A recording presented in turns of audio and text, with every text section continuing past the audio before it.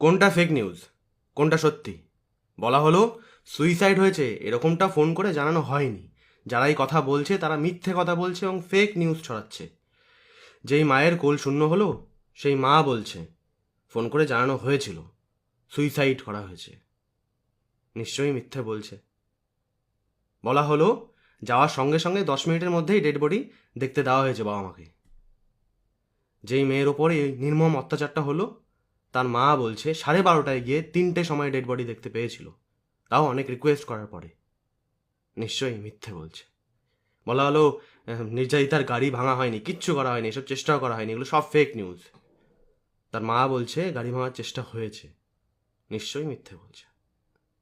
কোনটা fake news, কোনটা সত্যি, আর কত ডিফেন্ড করবেন? এবার তো লজ্জা করুন। এক কাজ করুন, বাড়িতে গিয়ে নিজের মা, বোন, দিদি, গার্লফ্রেন্ড তাদের দিকে